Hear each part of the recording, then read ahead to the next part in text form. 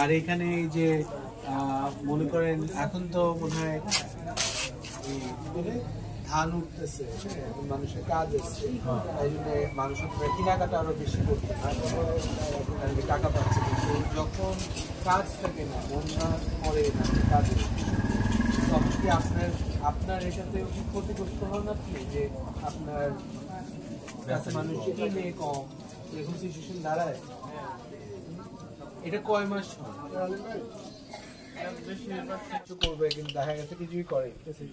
যেমন আমাদের এলাকায় আজ পর্যন্ত গ্যাসই আসেনি, গ্যাস লাইন নাই। হ্যাঁ, রাস্তা নিচে অর্ডার নিচ্ছে বড় রাস্তা বানানোর, তার এত ছোট বানাইছে। কিছু কিছু জায়গা এমন আছে মধুপুরের ভিতরে যে একটা গাড়ি যদি যায়, অন্য গাড়ি যদি বাই চান্স চলে আসে, তাহলে ওই গাড়িটাকে ঘুরায় ঘুরায় পিছনে নিয়ে কোনখানে চাপাইতে লাগে, এমনও রাস্তা আছে।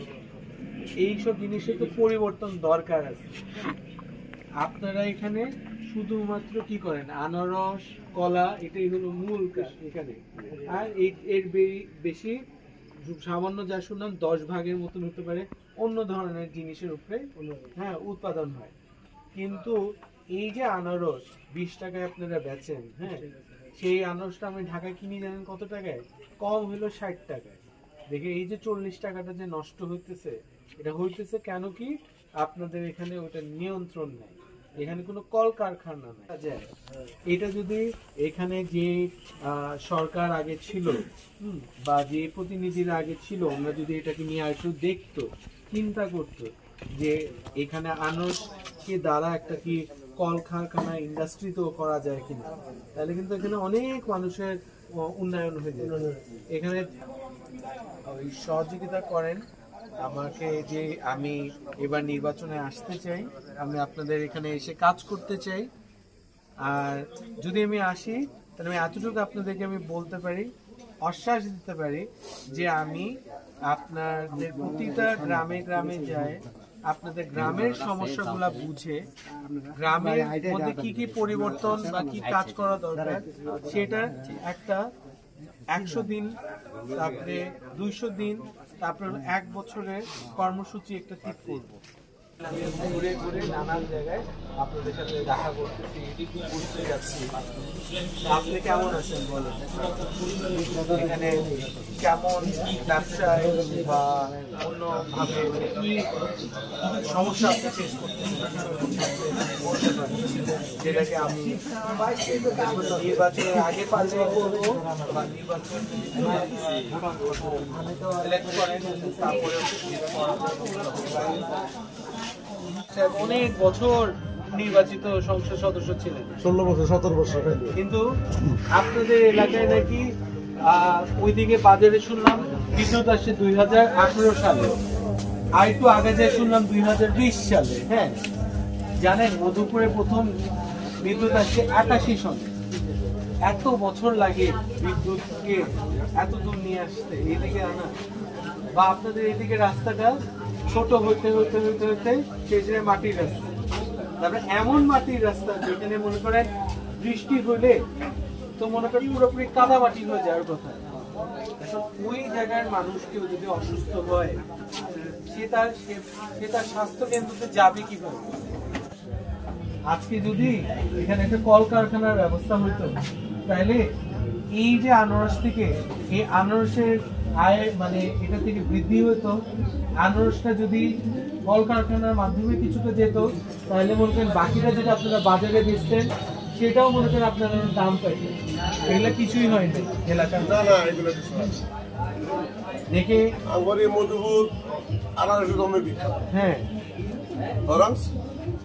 হ্যাঁ, কিন্তু এই যে আনারসটা, এই আনারসের পাতা দিয়ে আপনার সুতা হয় জানেন? হ্যাঁ, কিছু সুতা, যে আপনার মিশনারি একটা আছে, ওরা সুতা বানায়, কিছু কিছু নেয়, ওরা কাগজ বানায়। হ্যাঁ, কাগজ বানায়। আর কিছু কিছু এমন সুতাও এখান থেকে বানানো হয়, মধুপুরেই হয়, যে ওটা দিয়ে আপনার অপারেশন করলেও ওই সুতাটা ইউজ করা হয়। ওনারা যদি এগুলাকে একটু চিন্তা করতেন, তাহলে আপনাদের এলাকায় কত আরো উন্নয়ন হয়ে যেত। সত্যি কথা বলতে, এনারা তো কায়সার চৌধুরী সাহেব হচ্ছেন হলো আপনার কালীহাতির মানুষ।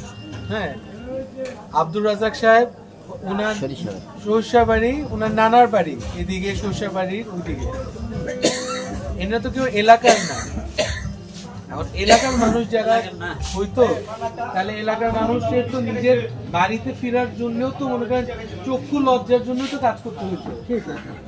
আমি বাগুয়ায় গেছিলাম। হ্যাঁ, বাগুয়া বলে একটা জায়গা আছে, আব্দুর রাজাক সাহেবের বাড়ি থেকে আধা কিলো, খুব জোর হলে 15-1 কিলো।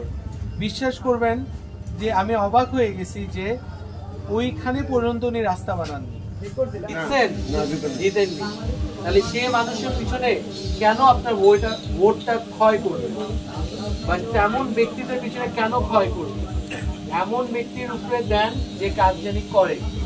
আপনারা যারা অনেক আগে আমার নানাকে যারা দেখছেন, আমার মাকে দেখছেন, যতদিন ওনারা কাজ করছেন চিন্তা করে দেখবেন যে কোনো উন্নয়ন হয়েছিল কি এলাকার মধ্যে।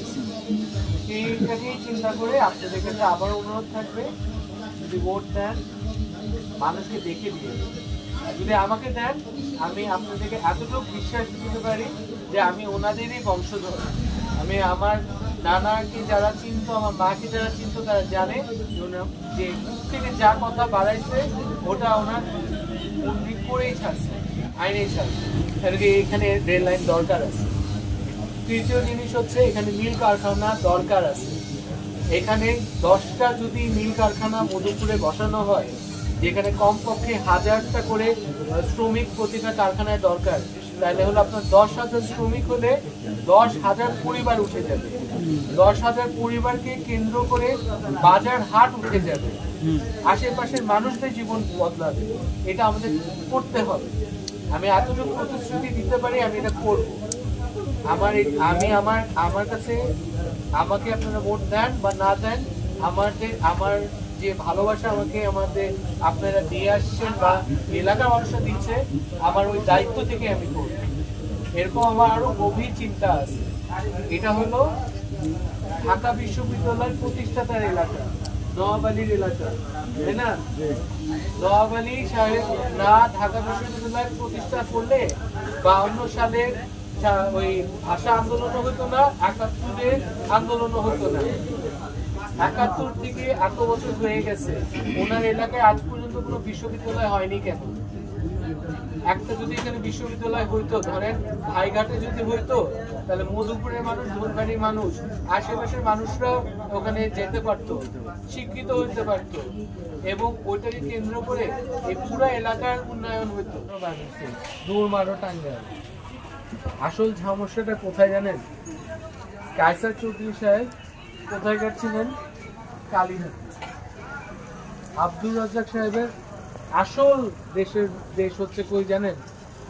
কে জানে বলেন তো? হ্যাঁ, মুসুদ্দি তো ওনার নানার বাড়ি, বা ওটাও কমপ্লিকেটেড। ওনার আসল হচ্ছে ওনার ফরিদপুর। দেখি যারা এরকম নানান অন্য এলাকার মানুষ, তারা কি নিজের হয়ে আপন হয়ে কাজ করবে? কোনোদিন করবে না।